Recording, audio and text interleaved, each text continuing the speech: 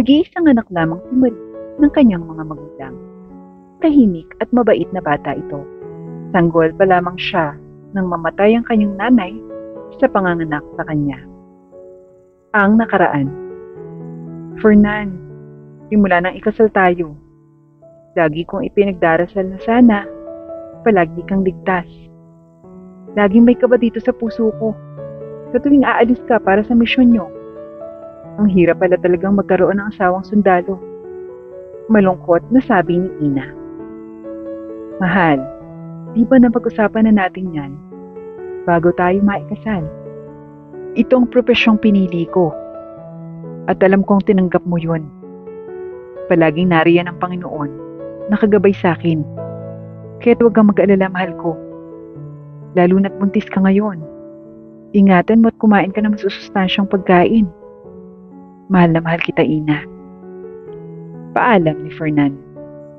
Mahal na mahal din kita, Fernan. Tanggap ko ang trabaho mo, alam mo yan. Hindi mo lang maaalis sa akin na mag-alala at kabahan talaga. Mahal, palagi kang mag-iingat ha. At tandaan mo, maghihintay kami ng anak mo sa'yo dito sa bahay. Oo naman, mahal. Paano? Mauna na ako? Sige, mahal. Sagot niya, sabay po si Fernando ng mahigpit. Palaging ganoon ang sitwasyon ng mag-asawa dahil isang sundalo si Fernan, habang si Ina naman ay isang housewife. Lumipas pa ang ilang buwan at nalalapit na ang panganganak ni Ina. Kaya't nang umuwi si Fernan, ay hindi na muna niya ito pinabalik dahil ilang linggo na lang ay manganganak na siya. Lalo't maaga niyang nararamdaman ang pananakit ng balakangat ng tiyan. Mahal, andito na ako. Nasaan ka? Paghanap ni Fernan nang makauwi ito. Mahal, naririto ako sa kwarto. Hindi ako makatayo. Masyadong nananakit ang tiyan ko. Sagot ni Ina.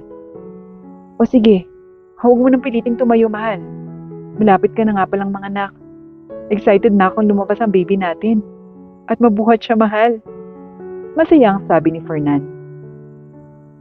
Ako nga din, mahal eh.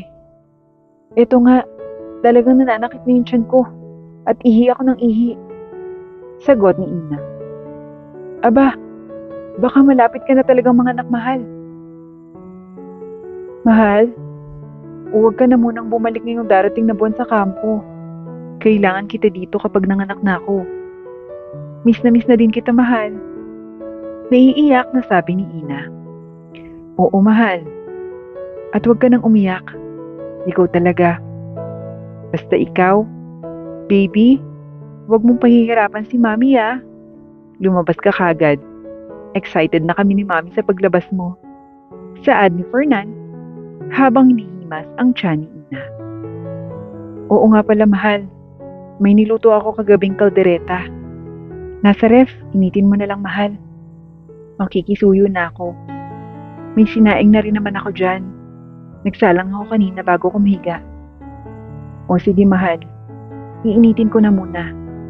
Tatawagan na lang kita kapag okay na ang pagkain natin. Magpahinga ka muna dyan. Sige, mahal. Salamat. Nakangiting sagot ni Ina. Kaagad namang ininit ni Fernan ang ulam at inihanda ang lamesa para sa kanilang tanghalian. Mahal, halika na at nakahanda na ang lamesa. Kumain na tayo. Tutulungan kitang tumayo. Inakay ni Fernan ang asawa papunta sa lamesa. Mahal, wala ka pa ring kupas. Ang sarap talaga ng kaldereta mo.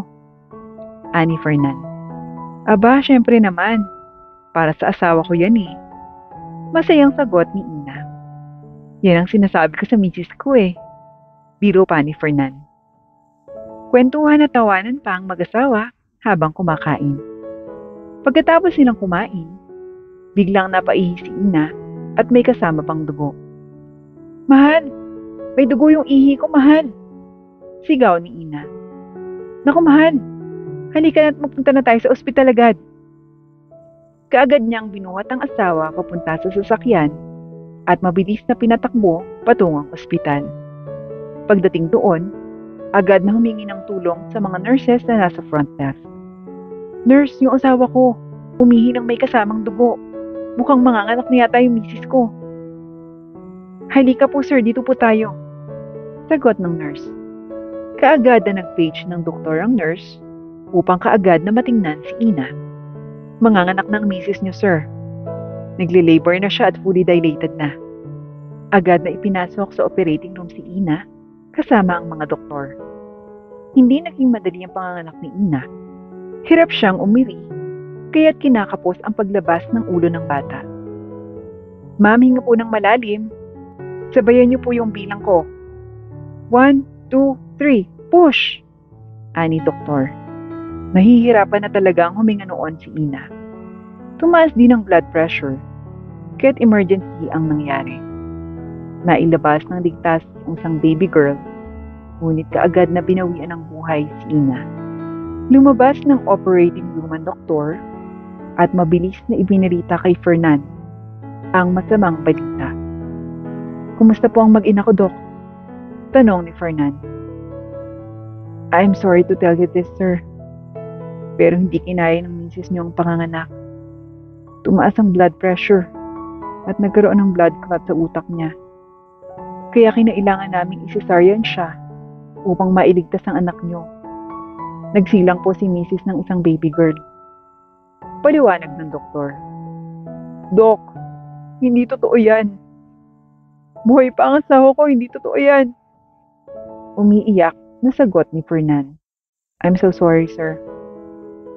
Sabay alis ng doktor at naiwang umiiyak si Fernan. Sa morgue na ng ospital nakita ni Fernan ang asawa. Mahal, bakit iniwan mo na kami agad ng anak mo? Hindi mo man lamang nakita ang itsura niya. May baby girl na tayo, mahal. Napakasakit. Umiiyak ng sobra si Fernan at talagang hinang-hina siya dahil sa kalagayan ngayon ng kanyang babaeng mahal na mahal niya. Ngunit ngayon, kailangan maging mas malakas siya para sa anak nila. Huwag kang mag-alala, mahal. Aalagaan ko ang anak natin ng mabuti. Pangakong iniwan ni Fernan sa bangkay ng kanyang asawa. Sinilip naman niya sa nursery room ang anak nila ni Ina. Napakaganda mo, anak. Kamukhang kamukha mo yung mami mo. Habang nakatitig sa kanyang anak, napansin niyang humingiti ang bata. Kaya't napangiti din kahit papano si Fernan. Hindi na rin tumagal ang burol ni Ina at kaagad na nailibing din. Habang siya naman ay nag-home base na muna pansamantala upang maalagaan ang anak nila ni Ina. Hindi naging madali ang pagpapalaki at pag-aalaga ng bata, ngunit kinaya yon ni Fernan. Ni hindi niya pinadapuan ng damok ang anak niya. Sobra niya itong iningatan at mahal na mahal. Nakapag-aral na at ngayon ay nasa high school na si Marie. Ang kasalukuyan. Dad, mauna na po ako. Malilate na po ako sa school. Paalam ni Marie. Okay anak, mag-ingat ka. Kiss mo si Daddy. Mwah! Pasok na ako, Dad. Pagdating ni Marie sa school, ay dumiretso na ito sa kanyang classroom. Ngunit pagdating niya doon, nakita niyang sira ang kanyang upuan. At nang uupo na siya, hinila ng isang kaklase niya ang bangko, kaya't nalaglag siya sa sahig. Ano bang problema niyo? Mahinahong tanong ni Marie. Ikaw, akala mo kasi kung sino ka. Paborito ka pa ng mga guro dito. Sagot ng leader ng mga ito. Hindi ko na kasalanan yun. Wala akong ginagawa sa inyo. Sagot ni Marie. Akala mo naman may mga magulang siya. Parang never ko pang nakitang pumunta yung guardian mo dito. Siguro, ulila ka na. Sabay tawa ng mga ito. Wala kayong pakialam sa buhay ko. Sigaw ni Marie dahil ayaw na ayaw nito na pinag-uusapan ng kanyang magulang. Bakit? Totoo ba? Kuwawang Marie, walang magulang. Kasi di ka nila mahal. Sabay hagik-ik pa ng mga ito. Ay, hindi talaga kayo titigil eh. Eto sa inyo. Nakipagsabon na tanan noon si Marie. Ngunit pinagtulungan naman siya ng mga ito. Kaya't nauwi ito sa pagkakaroon ni Marie ng mga bangas at masakit na masakit ang kanyang katawan.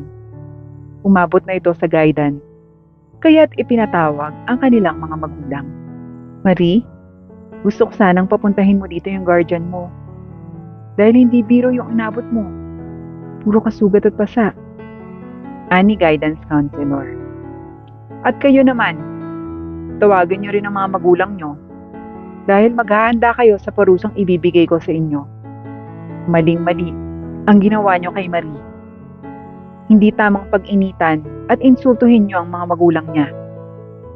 Pangaral ng guidance sa mga bullies. Ma'am, wag na po. Busy po si Daddy. Natatakot ng sagot ni Marie. Marie, hindi pwedeng laging busy. Bukas, kailangan kong lahat kayo ay may kasamang magulang. Bukas tayo maghaharap-harap lahat. Marie, pumunta ka muna sa klinik para magamot ang mga sugat mo. Pagbibigay instruction ng guidance counselor. Pagka-uwi naman ni Marie sa bahay nila, ay nagtaka ang daddy niya. Anak, bakit ganyan ang itsura mo? Puro kasugat. Wala po to, Dad. Nadulas lang po ako kanina sa PE subject namin. Anak, kilala kita kapag nagsasabi ka ng totoo o hindi. Anong nangyari dyan? Ani Fernan. Kaagad namang umiyak si Marie at niyapos ang daddy niya. Daddy, binubuli po nila ako sa school at iniinsulto po kayo ni Mami. Sabi po, hindi niyo daw po ako mahal dahil kahit kailan hindi daw po kayo pumupunta sa school. At galit din po sila sa akin dahil ako po yung magaling sa klase. At nahihirapan po ako. Umiiyak na si Marie. Akong bahala, anak. Dapat binibigyan sila ng leksyon. Huwag kang maniniwala sa kanila. Dahil kami ng mami mo, mahal na mahal ka namin. Lalo na kung nabubuhay pa ang mami mo. Ani Fernan. Pinagpahinga na ni Fernan ang anak na si Marie dahil mukhang pagod na pagod ito at kanina pa umiiyak. Kinabukasan naman pagising ni Marie, nakahanda na ang lamesa at nakaluto na ang daddy niya. Nakabihis na rin ito ng pangsundalo. Dad, saan po kayo pupunta? Aga niyo pong nakaluto ah. Sasama ako sa school mo ngayon, anak. Dahil hindi biro ang ginawa nila sa iyo. Kaya't bibigyan natin sila ng leksyon. Sige po, Dad. Pero kumain na po muna tayo. Yaya ni Marie. Pagkatapos nilang kumain, ay kaagad na nagtungo ng paaralan ng mag-ama. Nakatingin ang ilang estudyante at guro sa kanilang dalawa papasok ng school. Dumiretso naman sila sa guidance noon at naabutan nilang nandoon ang mga bata at magulang na nambuli kay Marie. Good morning, Counselor. Ako ang daddy ni Marie. General Fernan Santos. Pakilala nito. Good morning, General. Kayo po pala ang daddy ni Marie. Well, mukhang nasabi na rin po sa inyo ni Marie ang nangyari. Gusto ko pong marinig ang sa inyo sa issue na ito. Ani Counselor. Well, ma'am. Sa nangyari sa aking anak, dapat na mabigyan sila ng leksyon. Dahil kung hindi, uulitin at uulitin lang nila yan sa iba pa nilang mga kaklase. At baka maging worse pa ang mga kahihinatnan. Iminumungkahi kong tuturuan ko sila ng leksyon. Inaway na madidisiplina sila, ma'am. Ani Fernan. Oh, well, sir, you have a point. Pero anong klaseng leksyon po ba ang gagawin ninyo? Tanong ng guidance. 1 week silang magte-training under my probation. 8 to 5. Parang ROTC lang. Dapat malaman nila at maunawaan ang kahalagahan ng attitude at madisiplina sila. Okay, sir. Mga iha, mamili kayo. Bilang guidance, suspended kayo sa akin ng 1 month. Or do you want the ROTC training like in 1 week? Tanong ng guidance counselor sa mga bata. Sumagot naman ang mga magulang ng mga ito. Ako po bilang magulang, mas maganda na ang sinabi ni General. Kailangang madisiplina ang mga bata. At kung magagawa ni General yun, ganun po ang pipiliin ko para sa anak ko. At General, ako na po yung humihingi ng dispensa sa ginawa ng aking anak. Sagot ng isang guardian. Nagkasundo naman ang lahat sa ROTC. Kaya't ng araw ding iyon, nagsimula na sila.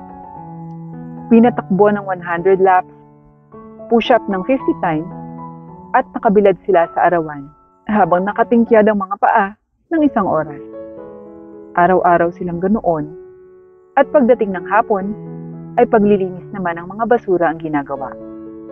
Pagkatapos ay tatayo sa gitna ng stage na may kinakabisadong isang paragraph na may kaugnayan sa pagkakaroon ng mabuting asal. Sobrang higpit ng ginawa ni General sa mga bata. Kaya ang mga bata na mismo ang lumapit sa kanya. General, kami po ay lumalapit sa inyo dahil gusto po namin humingi ng kapatawaran sa ginawa po namin kay Marie. Na-realize po namin lahat ng mga mali namin sa hirap ng training na pinagawa niyo po sa amin sa isang linggo. At alam na rin po namin kung bakit di po kayo nakakapunta sa school. Patawad po talaga sa ginawa namin kay Marie. Hindi na po mauulit yun. Paghingi ng tawad ng mga nang bully. Natutuwa naman ako. At ngayong nararanasan niyo ang hirap, nauunawaan niyo ang mga mali niyong nagawa. At oo, ngayon din, pinatatawad ko na kayo. At ng anak kong si Marie. Hindi yan marunong magtanim ng galit. Hindi ba anak? Sabay tingin kay Marie. Pinapatawad ko na kayo. Saad ni Marie. Maraming salamat, Marie. Sabay yakap nila kay Marie.